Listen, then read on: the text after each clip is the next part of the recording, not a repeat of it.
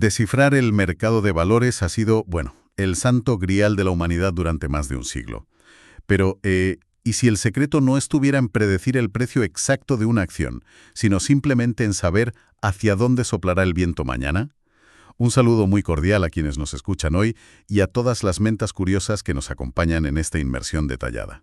Hola, ¿qué tal? Es un auténtico placer estar aquí para desgranar todo esto con vosotros. Hoy tenemos entre manos un análisis profundo verdaderamente fascinante que, nos va a obligar a replantearnos cómo funciona el dinero a gran escala. Y vaya si lo hace. Totalmente. Vamos a examinar un documento empírico publicado en 2014 por el investigador Yanshan Wang, que se titula Predicción de la dirección del precio de las acciones utilizando directamente datos de precios.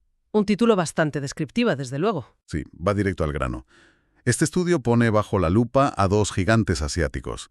Por un lado, el índice Kospi de Corea del Sur y por otro el índice Hang Seng o HSI de Hong Kong. La premisa, para mí, es absolutamente cautivadora. Entiendo tu entusiasmo, pero aquí es donde me veo en la obligación de establecer inmediatamente una postura algo más escéptica. Ya empezamos. Claro. Como investigadora soy escéptica por naturaleza. Hay que recordar siempre que los mercados financieros son sistemas caóticos. Este estudio es de 2014, ¿verdad? Así es. Pues se contextualiza justo en la estela de la crisis de las hipotecas subprime de Estados Unidos, un evento que demostró con una crudeza terrible lo rápido que la volatilidad extrema puede destrozar cualquier modelo predictivo. Bueno, fue un tsunami financiero histórico, sí. Exacto. La historia de las finanzas está plagada de algoritmos que funcionaban a la perfección en un entorno de laboratorio, pero que terminaron haciendo aguas al estrellarse contra la dura realidad del pánico inversor.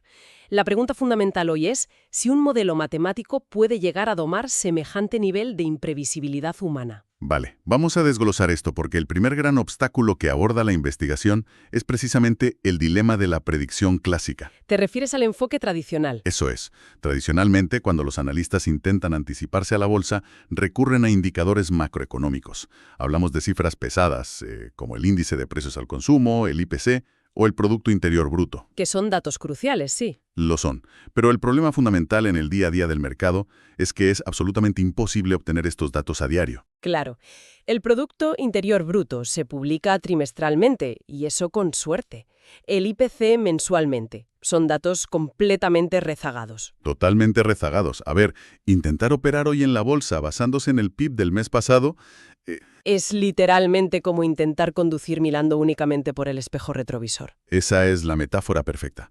Y por eso, este estudio propone algo radicalmente pragmático, que es usar única y exclusivamente el precio diario de las acciones. Nada de informes macroeconómicos inalcanzables. Limpiar las variables de entrada, básicamente. Sí, pero aquí viene el gran cambio de paradigma. No intentan adivinar el precio exacto. No les importa si la acción valdrá 50 euros con 20 céntimos mañana. Solo buscan su dirección. ¿Sube o baja? Ese es un giro metodológico crucial.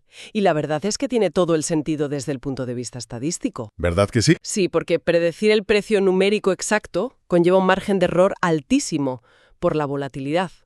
Predecir una dirección binaria, un simple arriba o abajo, reduce inmensamente la complejidad matemática para el algoritmo. Para visualizar esto sin entrar en fórmulas densas, creo que viene muy bien utilizar la analogía de la meteorología. A ver, cuéntame. Imagínate intentar adivinar que mañana a las 3 de la tarde en Madrid hará exactamente 23,5 grados, con una humedad del 40%. Es una tarea titánica porque hay demasiadas variables atmosféricas interactuando. Prácticamente imposible de clavar. Exacto. Sin embargo, predecir simplemente si mañana hará más calor o más frío que hoy es muchísimo más fiable. Y a la hora de decidir si sacar un abrigo del armario, conocer esa dirección te sobra y te basta. El estudio aplica esta lógica al dinero. Real en el parqué. Saber únicamente si el mercado sube o baja puede quedarse muy corto. ¿En qué sentido? Pues que puede ser peligroso si no conoces la magnitud de ese movimiento. Si el algoritmo predice que el mercado va a bajar, ¿de qué estamos hablando? ¿De una corrección técnica del 0,5% o de un desplome catastrófico del 10% que te arruina la cartera? La decisión que tomaría un fondo es opuesta en cada caso. Es un buen apunte, sí. No tienes la escala del daño. Y además, hay que señalar que el documento utiliza como modelo base de comparación el concepto de paseo aleatorio o random walk. Que, para poner en contexto a quienes nos escuchan, es la teoría que asume que el mercado se mueve completamente al azar, como lanzar una moneda al aire cada mañana. Justamente. Y claro, demostrar que una inteligencia artificial compleja logra superar a una moneda al aire es poner el listón estadístico bastante bajo. No es la prueba de fuego más exigente de la ingeniería financiera, la verdad. Es cierto que superar a una moneda suena a poco, pero creo que hay que defender el enorme valor práctico de este enfoque en el mundo real. A ver, ilumíname. Predecir si la tendencia es de caída, aunque no sepamos la profundidad exacta del abismo, funciona como un sistema de alerta temprana vital. Para los que operan a corto plazo, es supervivencia pura. Un semáforo en rojo, digamos. Eso es. Y a largo plazo, detectar una tendencia bajista a tiempo permite proteger el capital, mover posiciones a activos más seguros. Es un escudo. Pero claro, para que ese escudo funcione, la máquina necesita devorar datos. Lo que nos lleva al segundo gran reto del estudio. La avalancha de números. La maldición de la dimensionalidad, como lo llaman. El talón de Aquiles de cualquier sistema algorítmico, sin ninguna duda. Fíjate en el entorno. El Kospi de Colea tiene cientos de empresas principales. El Hang Seng unas 48, pero siguen siendo muchísimas variables diarias. Si intentas meter todo eso en un algoritmo de aprendizaje automático de golpe, el requerimiento de memoria y el tiempo de cálculo crecen de forma monstruosa. Como decíamos antes, imagínate cocinar intentando buscar la armonía perfecta usando 300 ingredientes distintos en la misma olla. Un caos. Y para solucionarlo, la investigación recurre a una técnica matemática muy elegante. El análisis de componentes principales, o PCA. Que básicamente es un reductor de ruido. Exacto. Actúa como un colador muy fino.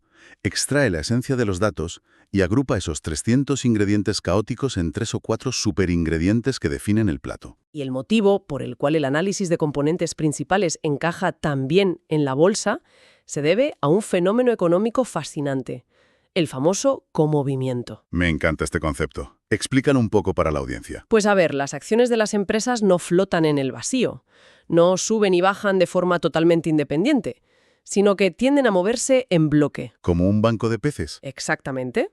Y esto ocurre porque los grandes gigantes del mercado, como los fondos de pensiones o las inmensas gestoras de capital, rara vez compran acciones sueltas. Compran carteras enteras. Paquetes enormes. Sí. Si un fondo con miles de millones decide reducir su exposición al sector tecnológico asiático, va a vender de golpe un bloque enorme de acciones relacionadas. Y eso fuerza a que todas esas empresas caigan al mismo tiempo, sin importar si una de ellas había presentado unos resultados excelentes el día antes. Es arrastrada por la corriente del grupo. Su precio es arrastrado inexorablemente, sí. Aquí es donde se pone realmente interesante, porque el texto nos muestra este comovimiento con unos gráficos llamados biplot, que son visualmente espectaculares. Los famosos gráficos de dispersión. Sí. Al aplicar este colador matemático, este PCA, al mercado de Corea del Sur, descubren algo increíble. El primer componente estadístico, uno solo, es capaz de explicar más del 70% de todo el movimiento del mercado. Es una cifra brutal para un solo componente. Lo es. Y al mirar el gráfico, la matemática ha agrupado a las empresas en clústeres evidentes sin que nadie se lo haya enseñado.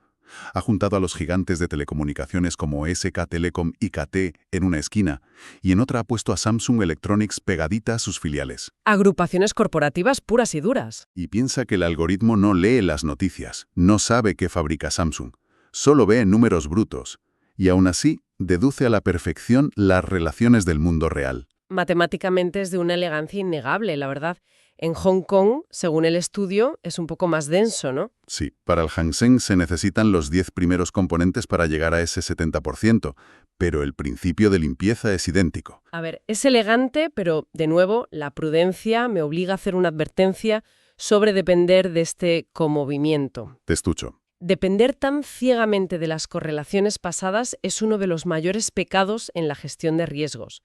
La literatura financiera nos ha enseñado que, en momentos de pánico extremo, todas las correlaciones tienden a 1. ¿A qué te refieres exactamente con que tienden a 1? Significa que la diversificación, de repente, desaparece. Cuando estalla una verdadera crisis global, como un colapso bancario, a los inversores les da igual si tienen acciones de una empresa tecnológica súper rentable o de un banco quebrado. Entran en pánico y venden todo. Exacto. Liquidan absolutamente todo para conseguir efectivo inmediato. Todo cae a la vez. En esos días negros, la preciosa lógica matemática de los clústeres del PCA salta por los aires. El mercado deja de ser racional y el algoritmo se queda completamente ciego. Es un escenario aterrador. Y precisamente por la existencia de esos días de pánico, el estudio necesita un cerebro central predictivo que sea robusto. Una vez limpios los datos con el PCA, se los dan a un modelo predictivo. Aquí es donde entran las máquinas de vectores de soporte. Las famosas SVM. Fíjate que hoy en día todo el mundo habla de redes neuronales artificiales, pero el investigador decide descartarlas y usar SVM con un núcleo RBF y un parámetro C de 100. Y técnicamente hablando, descartar las redes neuronales es la decisión más robusta de todo el documento. Estoy muy de acuerdo con esa lección. Explícanos por qué las redes neuronales fallan aquí.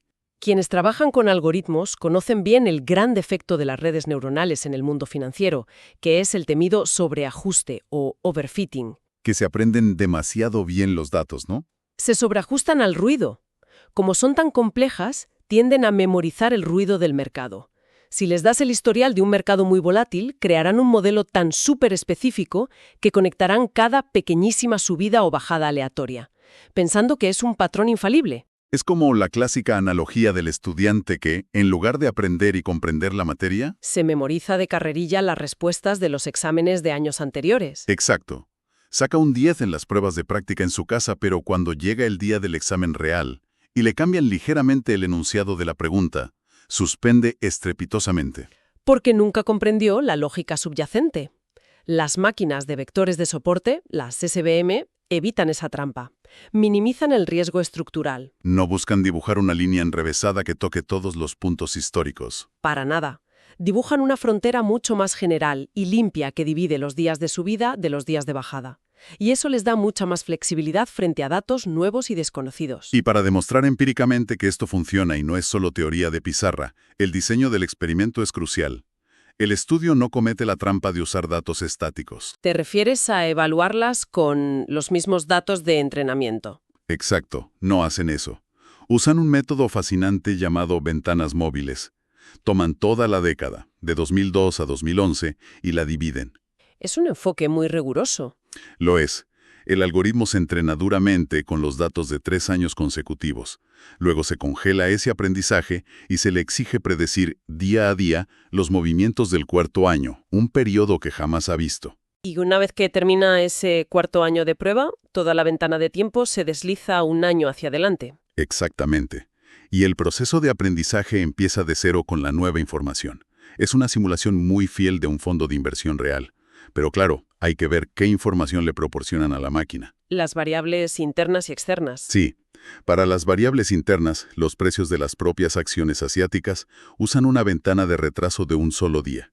Lo llaman RDP1. Lo cual tiene toda la lógica. La información local vuela y afecta inmediatamente a los precios. Pero para los factores externos cambian la regla por completo. En lugar de un día de retraso, le dan al algoritmo datos con 3 días de retraso, el RDP3.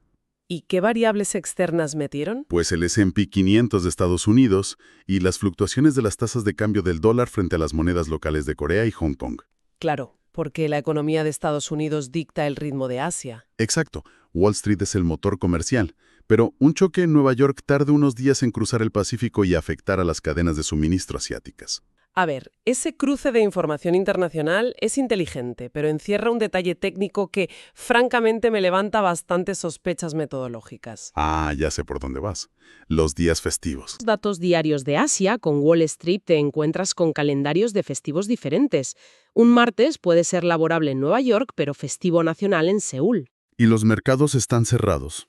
Y el documento aborda este desajuste de una forma muy burda. Cuando les falta el dato de un mercado cerrado, simplemente rellenan el hueco repitiendo el precio de cierre del día anterior. Es un parche, sí. Desde el rigor estadístico puro es profundamente problemático. Al repetir el mismo precio 2 días seguidos, estás inyectando artificialmente momentos de volatilidad cero, datos completamente planos en un modelo cuyo único propósito es medir volatilidad. Contamina la muestra, lo entiendo. Es introducir ruido artificial. Es cierto que rellenar el hueco suena a parche matemático, pero y aquí te planteo el contrapunto. ¿No es el mal menor cuando necesitas que la máquina opere sin interrupciones? Porque, a pesar de ese posible ruido de los festivos, hay que reconocer de forma contundente que el modelo superó la peor prueba imaginable. ¿Te refieres a la crisis de 2008? Sí, La cuarta ronda de las ventanas móviles abarcó la predicción del año 2008, el colapso subprime, la mayor destrucción de riqueza en décadas. Un año crítico. Y durante ese caos absoluto, mientras las pruebas con redes neuronales fracasaban estrepitosamente y daban predicciones erráticas, el modelo combinado de PCA y máquinas de vectores de soporte aguantó el tipo, no se sobreajustó al pánico y siguió batiendo al modelo aleatorio. Bueno, sobrevivió al fuego real, cuando todo se desmoronaba. Ese es un punto a su favor innegable. Y eso nos lleva directamente a los resultados generales, que la verdad son bastante consistentes a lo largo del experimento. Reducir la dimensionalidad funciona. Sin duda, la fórmula de usar primero el PCA para limpiar la basura estadística y luego alimentar con esos datos puros a la SVM demostró ser la combinación ganadora. Superó a un modelo SVM sin limpieza previa y aplastó a las redes neuronales. Pero atención, porque aquí el estudio guarda un giro final espectacular. Una sorpresa que descolocó a los propios investigadores. El hallazgo contraintuitivo. Eso es. Validado con un nivel de confianza de 0,05, descubrieron que la precisión de la máquina al predecir la dirección diaria de acciones individuales, como adivinar qué hará Hyundai o el Bank of East Asia, Fue significativamente mayor que su precisión al predecir los índices generales completos, como el Kospi o el Hang. es increíble. Si conectamos esto con el panorama general de la teoría económica, es un hallazgo que desafía la sabiduría financiera tradicional. Le da la vuelta por completo. Totalmente. Cualquier analista te dirá que predecir el movimiento de un índice es siempre más fácil y seguro que predecir a una sola empresa, porque la diversificación actúa como un amortiguador que silencia los problemas puntuales. El índice suaviza los golpes. Exacto.